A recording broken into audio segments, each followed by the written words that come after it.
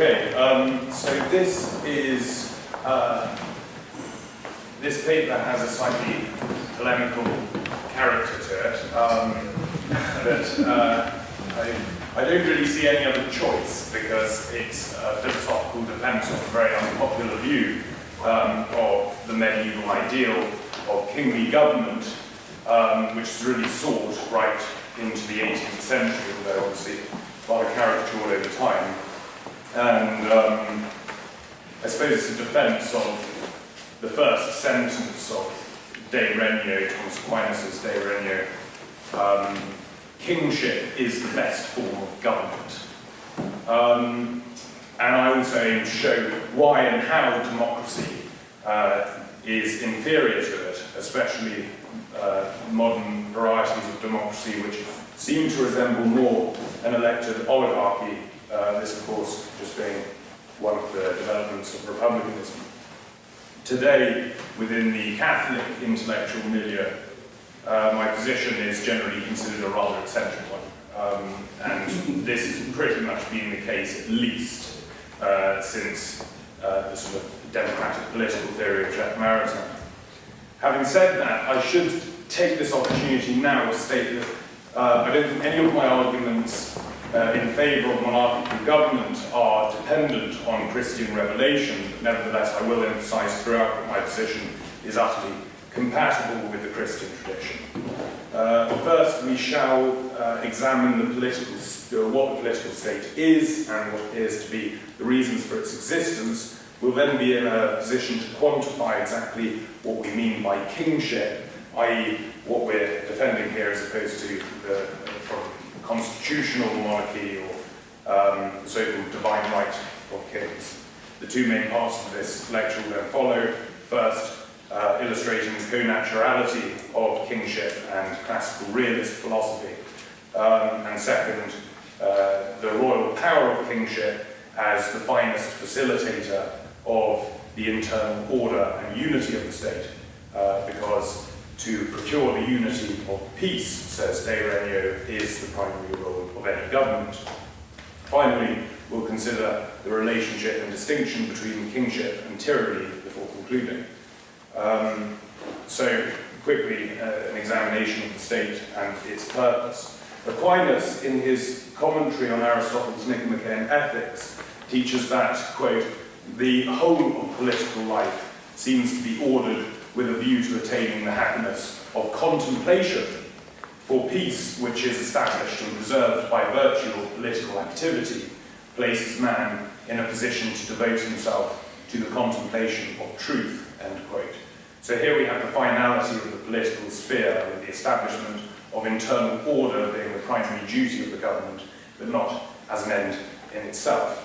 As the intelligence is judged here to be the most noble power of the human person, everything must make easy its actuation in the contemplation of truth. Politics should seek this for its citizens.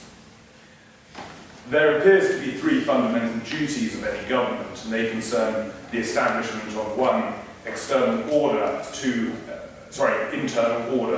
external defence, and three, a just economy.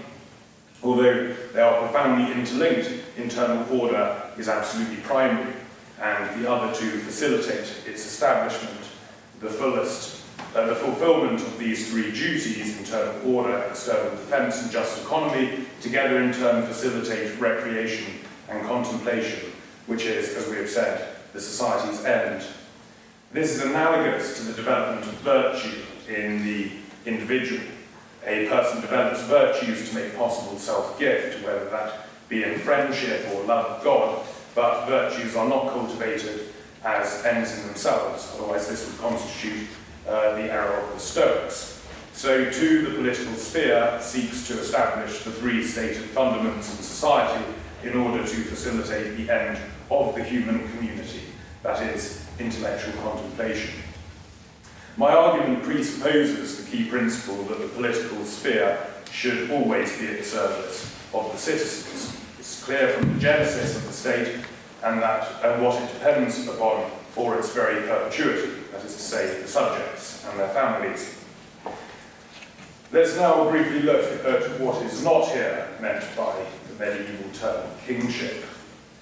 I am not here offering a defence of constitutional monarchy, but rather the monarch be the primary ruler and policymaker. Of course, any monarch will be bound into a constitution and must rule a country with laws which he himself is obliged to obey. That is, I'm not offering a defence of what is termed autocracy. Rather, what is meant here by kingship is that the ruler must not answer to anything or anyone but the law itself, and only insofar as the state law is in accordance with the natural law. By kingship, I also do not mean the so-called divine right of kings. My main objective is to demonstrate that kingship is natural government, and although Christian revelation lends itself to its defence, I believe, it is primarily nature itself which justifies kingship as the first and foremost legitimate political rule. My position is more in line with the Leonine doctrine found in Leo XIII's Immortale Dei, Article 18, that the king has divine authority only insofar as his institution is profoundly within the providence of God in loving and guiding the human community, the king leading his subjects to their natural finality, just as the church leads them to their supernatural finality. Finally, the royal kingship implies hereditary monarchy, and not simply monarchy per se. Although elected monarchy is a legitimate form of government due to it being centred on the bloodline, the importance of which we'll come to soon, it is not as stable in structure as kingship. In elective monarchy, the monarch can be selected from a particular family, a branch of the family, or a specific number of families. This is not as stable as hereditary monarchy, i.e. kingship, because of the likelihood of political manipulation and corruption among the voting families. The backbone of my conviction is the belief that classical realist philosophy concludes to kingship. Kingship comes forth from nature. We can learn about the kingly office from the pattern of the regime of nature, says Aquinas. Also, kingship is most natural to man, and this is why Aristotle notes that all the first governments were kingships. Aquinas articulates the argument from nature in support of kingship with the following, quote, "Whatever is in accord with nature is best, for in all things nature does what is best. Now every governance is governance by one. In the multitude of bodily members, there is one which is the principal mover, namely the heart. And among the powers of the soul, one power presides as chief, namely reason. Among bees, there is one queen bee, and in the whole universe, there is one God, maker, and ruler of all things. And there is a reason for this. Every multitude is derived from unity. Wherefore, if artificial things are an imitation of natural things, and a work of art is better according as it attains a closer likeness to what is in nature, it follows that it is best for a human multitude to be ruled by one person. Furthermore, kingship's point of departure is the bloodline, i.e. an elementary reality. What justifies this importance, kingship places on the bloodline. It means that kingship is a natural reality growing organically from human nature itself, coming forth from the family and therefore from the bloodline. A community and its government, the government owes its perpetuity to the fact that it is made up of families, and the royal family respects this, being itself one of the families of the community. We must always reach our conclusions by beginning with a reality, and, apart from in the artistic sphere, never with an idea or inspiration in the imagination. Whereas the ideologue takes his point of departure from the idea and then seeks to conform reality to this idea, the realist begins with the reality. The bloodline is incomparably more real than any idea. Democracy, on the other hand, has its genesis not in nature, but in an idea. In political theory, ideology concludes to some form of republicanism, usually democracy, whereas realism concludes in some form of monarchy, usually kingship. I argue too that kingship respects the family. Kingship gives the state the character of a single family, and the monarch as pater genitus. Aquinas teaches that, quote, the father of a household bears a certain resemblance to the king, for which reason kings are sometimes called the fathers of their people, end quote. The family is the basic nucleus of any state, and kingship takes this nucleus on which the state depends for its very perpetuity as the blueprint of the state. Democracy can never, I think, understand the family as kingship can, for it is not based on the family. Democratic governments often understand the family more as a threat, for each family is itself a predominantly autonomous state living within the political state's jurisdiction, but not co-natural with it, as it is with a ruling family. The autonomous nature of the family is founded on marriage, which, in the case of Christian sacramental marriage, is valid insofar as it is chosen in utter freedom. From the outset, the family therefore declares itself to be a free and autonomous state. In turn, democracy may seek to redefine the rights and duties of the family, particularly regarding the education of children, who are the subjects of the familial state ruler, i.e. the father. This has been seen in France, the Scandinavian countries, and more recently in Austria, for example, where there are now very strict laws about the limitations on homeschooling. Much more radically, the democratic system may seek the redefinition of the familial state altogether. This can be seen in the recent governmental inventions of so-called gay marriage and same-sex parent families. A democratic government tends to lose sight of its obligations, i.e. just economy, external defence, and internal order, to facilitate the fullest actuation of each subject within its jurisdiction. These three are what a father seeks on a microcosmic level for his family, and a monarch seeks on a macrocosmic level for the state. With democracy, the family in turn can no longer look to the state as a type of what itself is by nature, and soon also loses its way, too. With no sense of the meaning of sovereignty, the father can lose his identity as familiar princeps, the familial prince, and lacking a standard of respect in the household dynamic brings about a whole host of disorders in the wider society. I wish time permitted me to go into this more. The basic principle is, once the family is undermined, so is the whole of human civilization. The sort of interventions on the family we've seen in recent times are unheard of in the history of royal rule. There are no limits to the degree to which any democratic government can interfere with the familial state, because in democracy, the will of the people, even if it is societal suicide, can trump all. Now, I also believe that kingship is opposed to all forms of relativism. Democracy, however, lends itself to egalitarian relativism.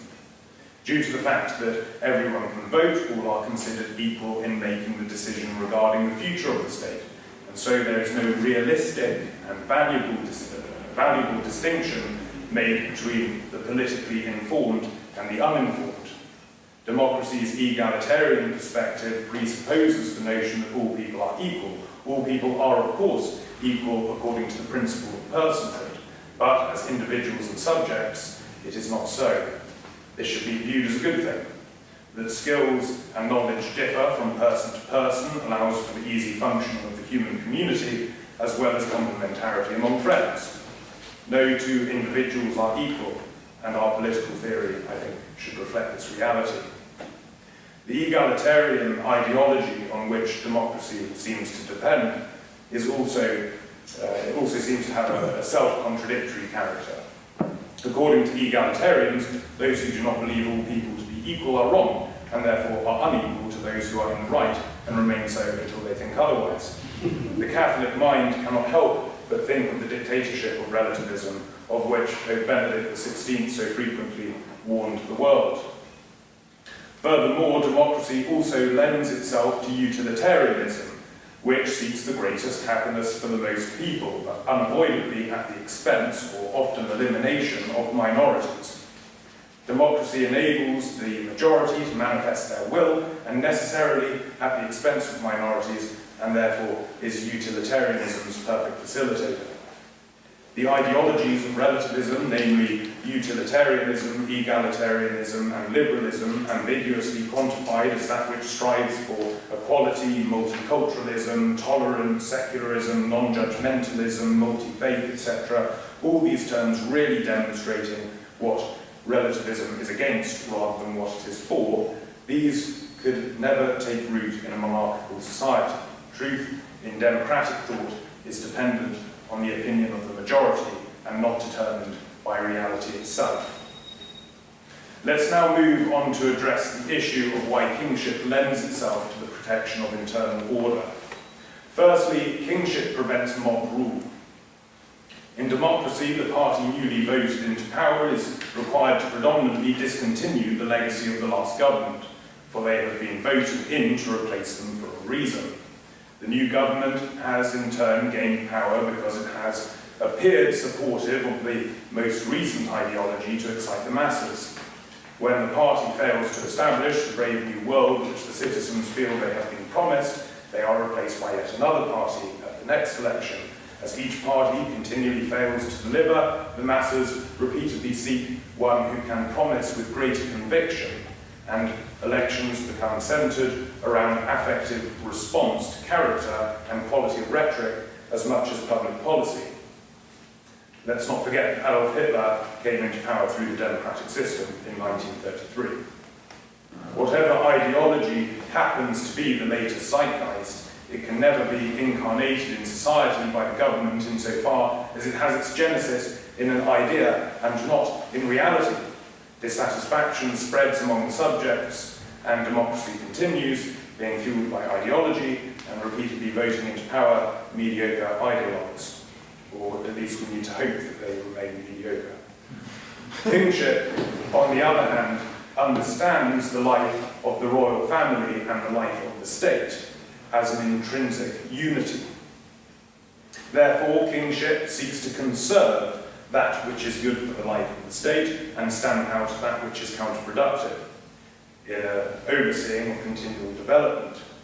Supporters of democracy argue that although there are problems with it, there is no other choice, as it is clear that the ruler must receive his power from the people. I argue that this premise is false. Rather, the ruler's proper authority comes from the law of God as perceived through the rule of nature.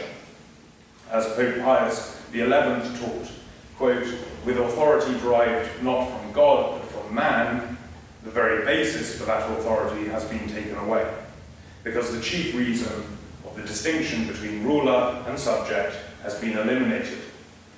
The result is that human society no longer has a secure and solid foundation, end quote. Let's be clear, he's not advocating here the divine right or anything like that, only that the world has a creator. This is why we can see that that it is ordered and there's harmony and hierarchy, and the state, if it is really natural, a natural reality, should reflect this. My second point here is that kingship continually safeguards state unity. Aquinas teaches, quote, it is manifest that what is itself one can more efficaciously bring about unity than several, just as the most efficacious cause of heat is that which is by its nature hot. Therefore, the rule of one man is more useful than the rule of many, end quote. The monarch represents, embodies, and expresses all of his subjects. It's interesting to note that the kings of France were often simply addressed as France. The monarch's union with his subjects is not based on military or political control, nor a control of the bureaucratic or economic kind, but in much the same way as people consider themselves members of a family, so they identify themselves as members of a kingdom. They are loyal not to a system or an idea, but to a person who can be loved. A royal family will have a vested interest in not only defending the geographical borders of the state and those belonging to it, but also in protecting the identity, tradition, and religion of the people. The royal family is itself at the heart of that tradition and identity, and without its religious significance, its very claim to power is undermined, not destroyed, but undermined.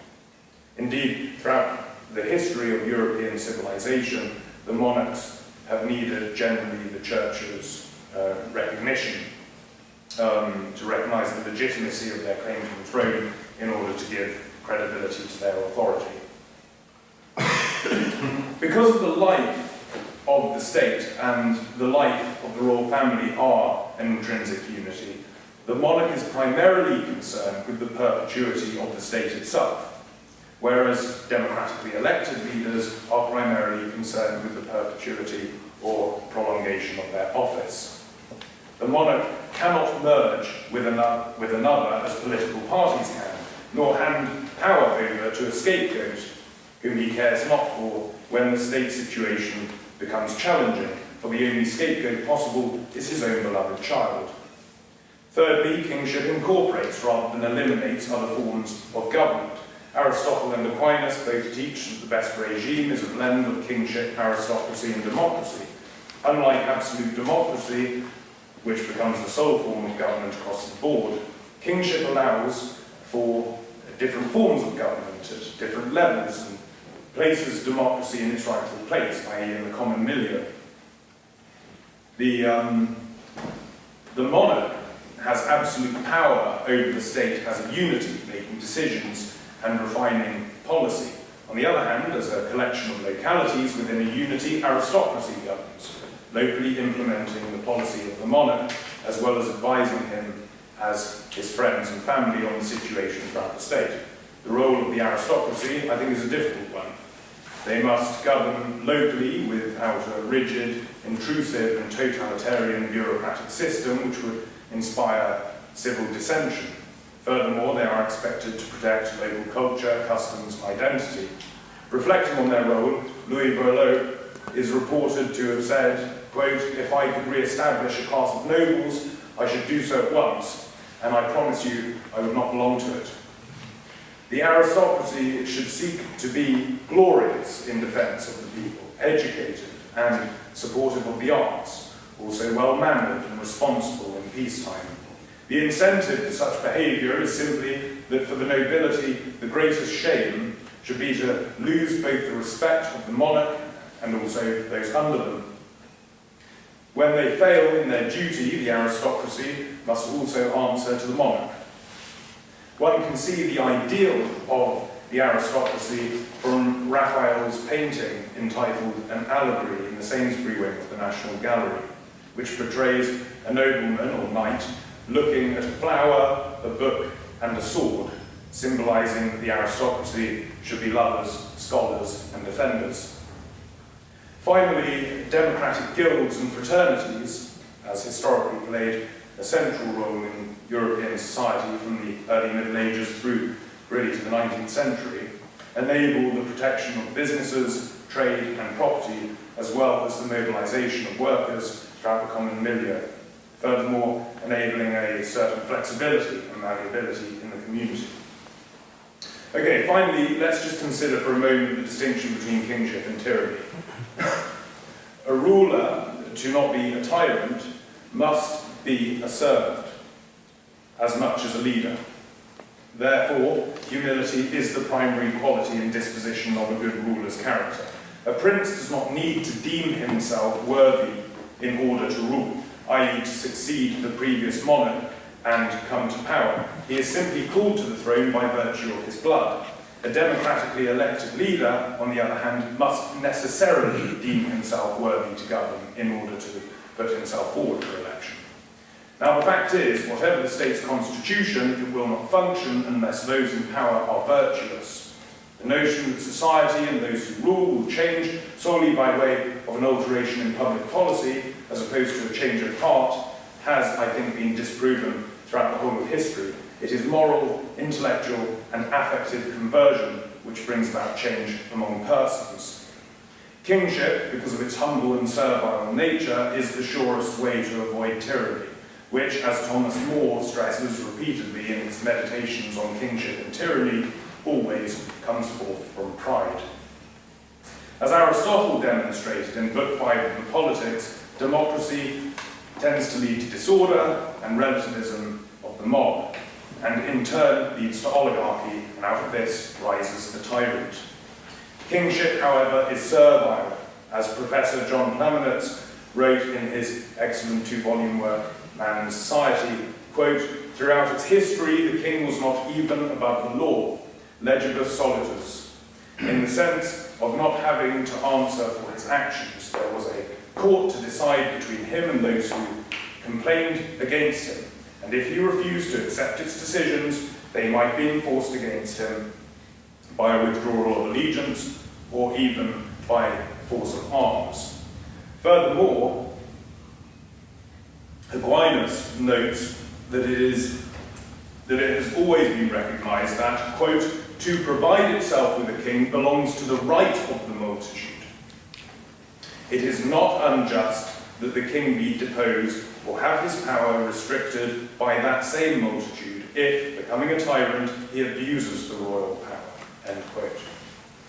The very nature of kingship already prevents deterioration into tyranny to a very great extent. This is because royals destroy themselves by becoming tyrants. How am I doing? I've got 2 minutes of brief. Okay. The tyrannical condition does violence to the tyrant himself, for it directly attacks the immediate finality of his personhood, namely self-gift and friendship. Aquinas teaches, quote, "Among all worldly things there is nothing which seems worthy to be preferred to friendship. Friendship unites good men and preserves and promotes virtue. Friendship is needed by all men in whatsoever occupations they engage. In prosperity it does not thrust itself unwanted upon us, nor does it desert us in adversity. There is no tyrant so cruel that friendship does not bring him pleasure. Tyrants, because they are persons, can be finalized only by self-gift, and yet they are unable to obtain this." Aquinas goes on, For when they seek their own good instead of the common good, there is little or no communion between them and their subjects," end quote. Practically speaking, this means that a tyrant cannot rely on the loyalty of his subjects. Their choice to tyrannize necessarily means that such rulers live in a state of fear of those they govern. In turn comes the planting of secret police or satellites to safeguard themselves against their subjects. On the contrary, Aquinas teaches the government of kings, since it is pleasing to their subjects, has for its protection, instead of hirelings, all the subjects. Now, some argue to disprove the value of kingship by citing historical examples of monarchs who failed to fulfill their royal duty, and we can all think of many of those. Such arguments are, I think, comparable to those which claim that the intellect is not the noblest power of the human person due to the fact that there are instances of the intellect failing to grasp the truth, or even refusing to accept it due to its implications, even though the truth is its proper finality. It is unphilosophical to attempt to determine the value of something by stating how it has incidentally failed, or even succeeded, rather than quantifying what it is per se. It's my belief, however, that kingship's value is supported even from a purely historical perspective. The most elevated civilization in history, namely that of Europe, which is itself the legacy of Jerusalem, Athens, and Rome, was founded and developed under monarchical governments. Indeed, we have seen the widespread degradation of Europe's intellectual, moral, architectural, artistic, familial, and social life under the democratic ideology and with democratically elected leaders, or indeed sometimes elected dictators. Furthermore, Catholics among us may want to note that their church has recognised the noble and virtuous character of an astonishing number of historical royals, raising them to the altars as blesseds and saints. The same church has not deemed a single democratically elected leader worthy of the same recognition. To conclude, no doubt the effort to establish democracy across the world has been one of righteous intention, a sincere attempt to allow for the transfer of power without civil war or bloody revolution, as well as seeking a just society in which each voice is heard. Existentially, however, this is far from the reality. It is clear that democracy is intrinsically good, but like all good things, is also destructive when not in its rightful place. Kingship is a far superior form of government, based on realism and natural to the human community.